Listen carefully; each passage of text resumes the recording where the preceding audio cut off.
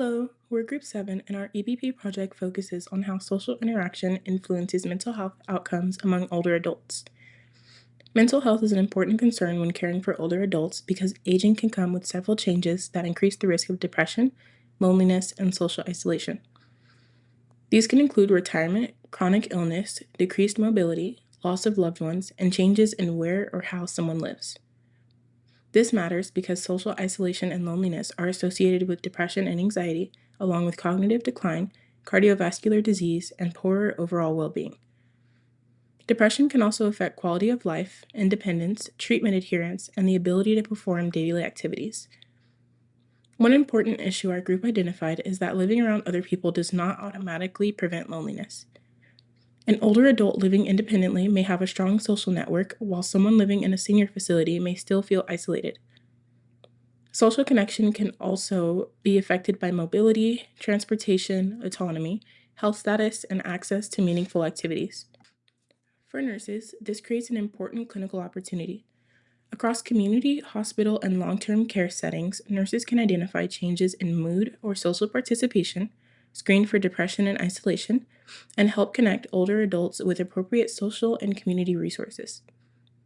Based on this clinical problem, our group developed a PICO question to determine whether greater social interaction is associated with improved mood and fewer depressive symptoms among older adults. The PICO question is, in older adults aged 65 years and older, how does participation in organized social groups, either in person or virtual, compare with limited social interaction, affect depressive symptoms, and overall mood over 12 weeks? To examine current evidence regarding the relationship between social interaction and mental health among older adults, a comprehensive literature search was conducted. The search focused on whether participation in meaningful in-person or virtual social interactions was associated with depressive symptoms, loneliness, and overall mood. We used databases like PubMed, the Cumulative Index in Nursing and Allied Health Literature, PsycInfo, and the journal website BMC Geriatrics. We used a search strategy of medical subject headings and free text keywords aligned with the elements of our guiding PICO-T question. The initial search yielded 428 articles. We removed duplicates and 316 were screened against predefined inclusion and exclusion criteria. Exclusion criteria was non-peer-reviewed literature, editorials, clinical opinion articles, conference abstracts, and studies that did not evaluate social interaction, loneliness, living environment, or mental health outcomes. We then graded our 6 studies using the GRADE framework. The synthesis included 5 non-experimental cross-sectional studies and 1 prospective cohort study. All 5 cross-sectional studies were assigned a grade rating of moderate to very low, reflecting the inherent inability of cross-sectional designs to establish causality or temporal sequence, as well as risks related to self-report bias and non-random convenience sampling. Looking at our synthesized results, the 6 included studies collectively examined how social interaction, loneliness, and in living environments impact older adult mental health. First, findings demonstrate that meaningful social interaction is protective. Our articles found that older adults engaging in face-to-face, virtual, or both forms of interaction experienced a slightly lower risk of developing depressive symptoms compared to those with limited contact. Specifically, virtual-only interaction lowered risk by 49%, face-to-face by 44%, and combining both reduced the risk by 61%. Additionally, NeoBear highlighted that self-management abilities, particularly self-efficacy, strongly mitigated both emotional and social loneliness.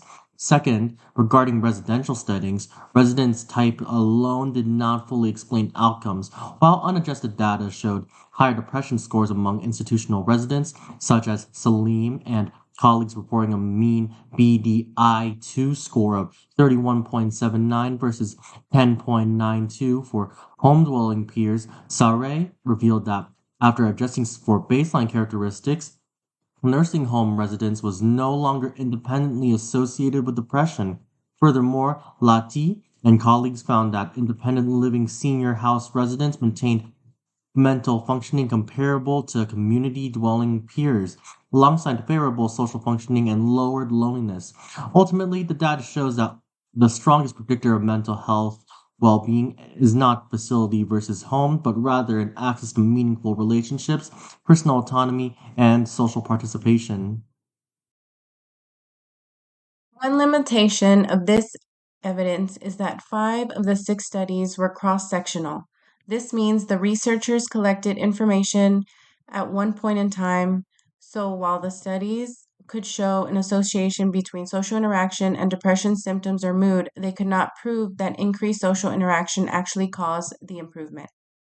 There were also no randomized controlled trials included in the evidence, which lowers the overall strength of the findings and makes it more difficult to establish a cause and effect relationship. Many of the studies also used convenience sampling and relied on self reported questionnaires.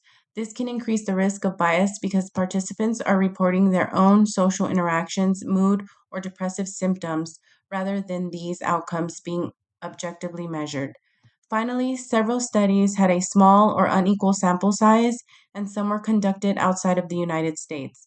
This may limit how well the findings can be generalized to the other older adult populations. Overall, future research would benefit from larger and more diverse samples, longer follow up periods, and stronger studies designed to better determine the impact of social interaction on depression and overall mood in older adults. So, how do we actually put these findings into practice? First, whether an older adult lives at home or in a nursing facility, we need to make sure that screening for depression, loneliness, and isolation are a routine part of their care. Using standard tools like the GDS 15 or PHQ-9 give us a good baseline so we can accurately track these individuals' moods once they start engaging in social programs. Secondly, connection isn't the same for everybody. We have to offer personalized options that fit individuals' personal interests, cultural background, mobility, and comfort level. For example, if someone can't drive or has trouble getting around, we have to be able to provide alternate options for them in order for them to stay connected with those close to them. That also means we have to do our best to remove everyday hurdles that older adults face. For example, chronic illness, issues with transportation, physical accessibility, vision or hearing loss, and much more. If we don't help fix these underlying barriers, then even the best social programs or interventions will be inaccessible for those who need it the most. Finally, we recommend checking back in on these individuals' moods and their engagement levels around 6 to 12 weeks and making sure to offer extra support for those that show any signs of deterioration or their symptoms aren't improving.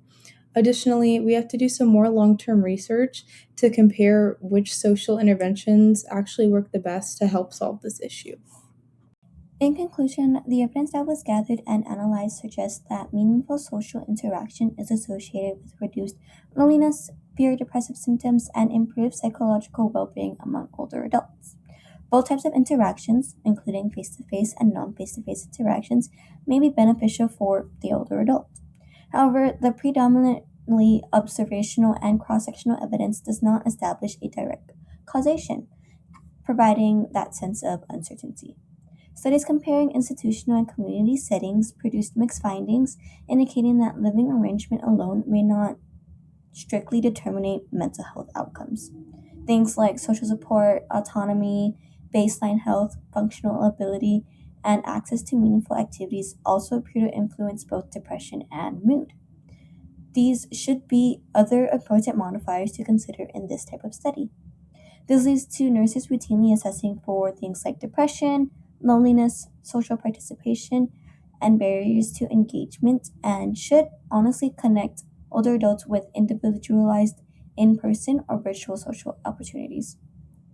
Overall, additional longitudinal or experimental research is needed to determine which structured social interventions are most effective across different living situations.